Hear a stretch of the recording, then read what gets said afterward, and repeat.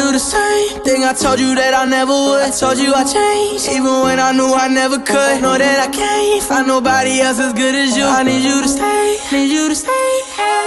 I get drunk, wake up, I'm wasted still. I realize the time that I wasted here. I feel like you can't feel the way I feel. I'll be fucked up if you can't be right here.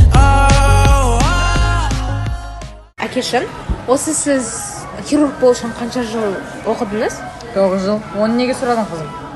Жай, мен дәрігер болғым келмейді. Дизайнер болсам ба деп едім. Қой қызым, отбасы мүшелері сияқты дәрігер болсаңшы. Қойыңызшы, дәрігер болып не істеймін 9 жыл оқып. Дәрігер мамандығының несі жаман? Дизайнер мамандығының еңбек ақысы да аз, болашағы да жоқ. Қалай ол болашағы жоқ? Қазір бар жақты қарасаң, бәрі дизайнға байланысты. Емтиханға дейін ойланып жатарсың. Я, дұрыс айтасыз. Мен Айша күтіп тұр еді, оқушылар сарайына барып емтиханға дайындаламыз. Қарсы емес пе? Бара ғой, бара ғой. Сәлеметсің бе? Мен физикадан емтиханға дайындалатын кітап қарайын деп едім. Сен кітаптарды аласың ба, немесе оқисың ба жай? Алу керекпін. Жарайды, саған көрсетейін.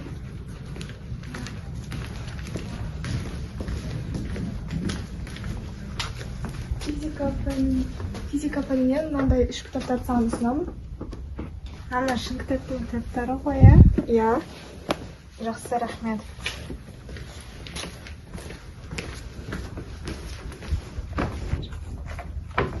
Келесі сұрақ, тербелу жүйенің тербеліс периодының формасын білесің бе? Үлкен Т тең болады 2π түбір астында М бөлінген К. Дұрыс. Енді сенің кезек.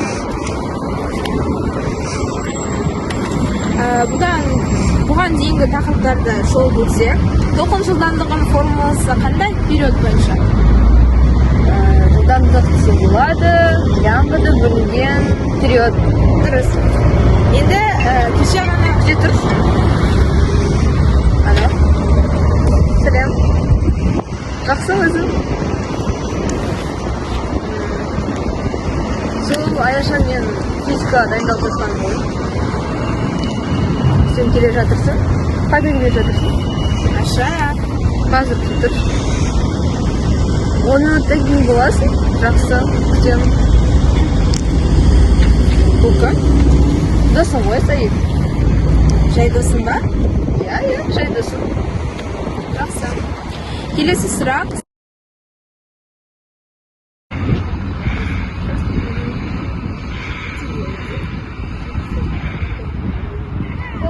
Кетіп жүрсің. Саид деген жігіт осы болып тұр ғой. Екеуі доспыз деген сияқты еді. Досқа ұқсамайды. Мен деген әдемі жоқ. Мен де солай болғанын қалар едім.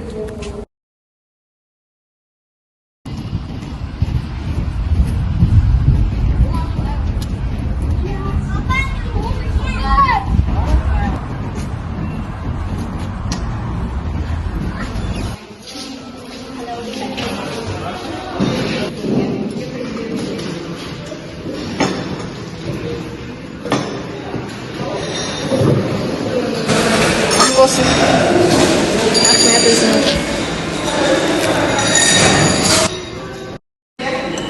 Я, не айтып отыр. Сол емтихан шаршатып жіберді ғой. Иә. Расымен кеше ғана 1 қыркүйек болған сияқты еді. Қалай уақыт тез өтіп кетті. Осылай да 9 класты бітірдік қой, шіркін-ай. Сабағың қалай болып отыр? Бәрі жақсы өзінде? Сол баяғыша ғой. Қазір не оқып жүрсің? Физикаға дайындалып жүр. Сен де физика бағытын таңдадың ғой, иә? Иә, сол бағытты таңдадым. Қандай мамандыққа барайын деп отырсың? Сол ойлағаным ғой. Мүмкін агроколледжге кетіп қалсам екен деп. 9 бітіріп кеттің келе ме? Иә. Сен қандай мамандық таңдап жатсың? Мен дизайнер болғым келіп еді, бірақ ата-анам қарсы болып отыр. Негізінде дизайнерсі жақсы ғой. Иә, бірақ менің ата-анамның ойынша дизайнер мамандығының болашағы жоқ деп. Қалайша? Білмеймін, еңбек ақысы да аз деп айтады. Сенің ата-анаң 9-дан кейін кететініне қарсы емес па? Жоқ, қарсы емес. Менің ата-анам әрқашан қолдайды ғой мені. Бұл агроколледждің бір жақсысы, гранты да бар, шәкірт ақысы да бар. Сонымен қатар мен бұйырса қызыл алатын шығармын. Менің ата-анам 9-дан кейін кетпейсің дейді. 11-ші сыныпқа дейін қалып, жоғары оқу орнына түскенің жақсы болады дейді. Оған қоса биология бағытын таңда дейді. Бүткіл отбасының мүшелерім секілді дәрігер болғанын қалайды. Айда мен дәрігер болғым келмейді, бірақ ата-анама бәрібір. Әрине, адам өз қалауымен жүру керек қой. Жақсы, онда кеттік. Бұл кітапханаға барайық.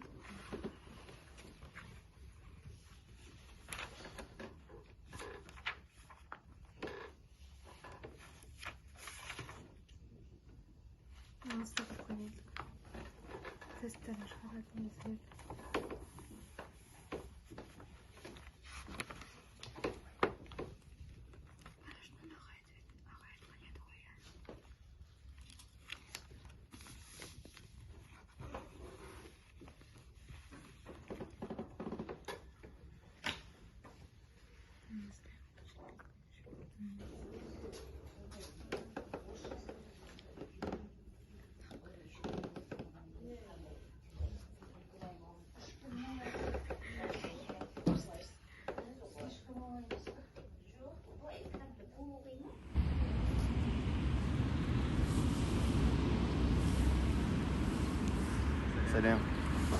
Сәлем. Күн сапма ойнап Анамды күтіп отыр.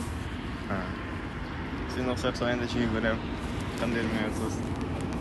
Кітапханаға келіп тұрам, емтиханға дайындаламын. Сен ше? Мен қолдаса ja. Есімім Шыран. Сен атың кім? Аяжан. Осы ақсаңа жиі тұрасың ба? Я. Маған анам келе жатыр. Сау бол.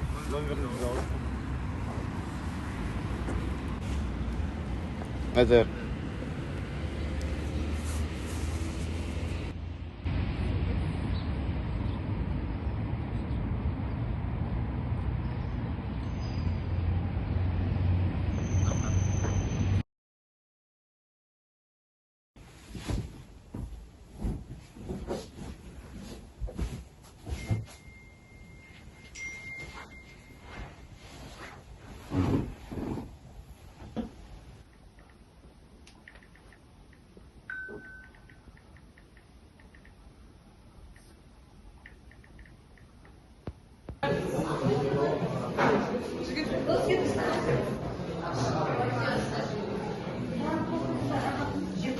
Аяжан, тыңдашы. Саған бірден айтуым керек еді.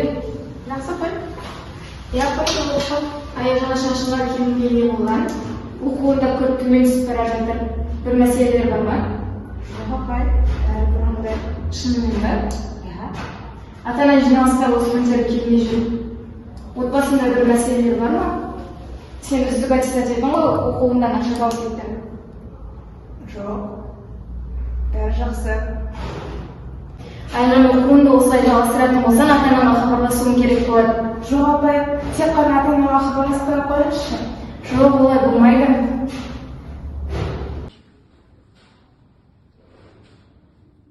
Саламатсыздар, Айжанның мамасы, қалайсыз? Саламатсыз ба? Жақсымын. Сізбен Аяжанның фирма туралы сөйлесейін деп едім. Өзіңіз білетіндей, Аяжан үздік аттестатқа келе жатыр. Бірақ қазір сабағы күрт төмендеп кетті, соның себебін білесіз бе? Мен ондайды бұрын байқамадым. Енді сабағына қадағалайтын боламын. Аха, сау болыңыз. Айтқаныңызға рахмет, сау болыңыз.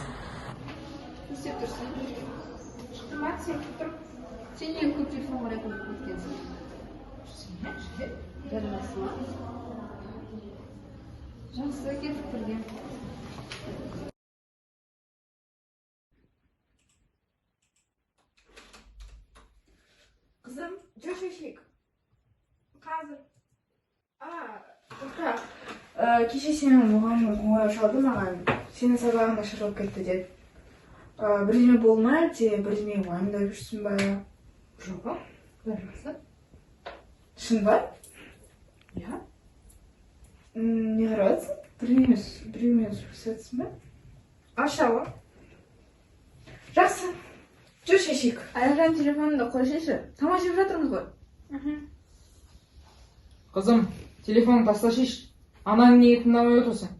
Қазір дедім ғой. Әкешім, не істеп жатырсыз? Кім мынау сөйлесіп жатқан? Жай досым ғой, беріңіз. Тарт қолыңды. Неге Айша сияқты болмайсың? Қандай ақылды қыз. Сұлу да, әр түрлі үйірмеге барады, сабағында жақсы оқиды. Бәрі сіз ойлағандай емес қой. Сіз білмейтін де нәрселер бар. Қандай? Мысалға, оның жігіті бар. Масқара. Қайдағы жігіт сіздердің жастарында? Сабақтарында оқымайсыңдар ма? Туанашым, біреудің жұмысына араласып не істейсіз? Мынау мен тәрбием нәтижесі ма? Тоғып қойыңыздар, бәрібір түсінбейсіздер.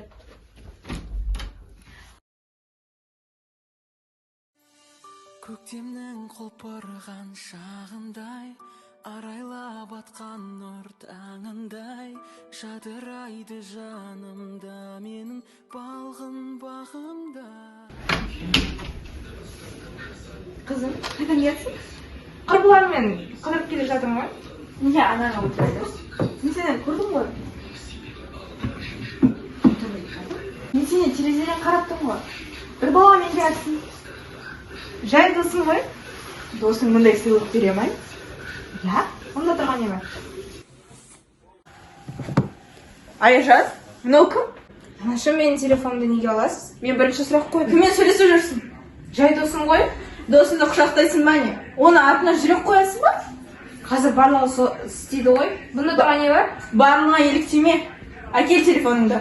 Жоқ, бермеймін. Мұнда кел, мен сенімен сөйлесіп жатырмын ғой. Қойыңызшы. Айжан, на, сыйлығым. Бір апта үйден шықпайсың. Түсінің ба?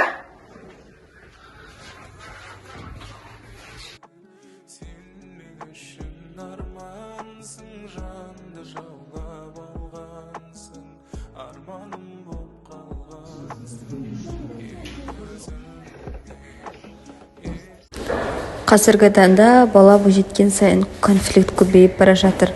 Алайда қанша жағынан да қиын болса да бала ата-анасын тыңдауы, оларға қарсы шықпауы керек. Азамат қалыптастырамын десең бесігіңді түзе деп ұлы ғұлама Мұхтар Әуезов бекер айтпаған.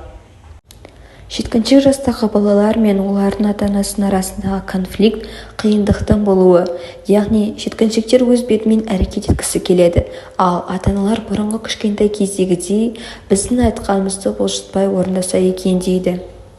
Ал ата-аналар үшін маңыздысы, яғни балаларының алдын алу, ескерулерін айтқысы келеді, ал балалар үшін бұл маңызды емес болады.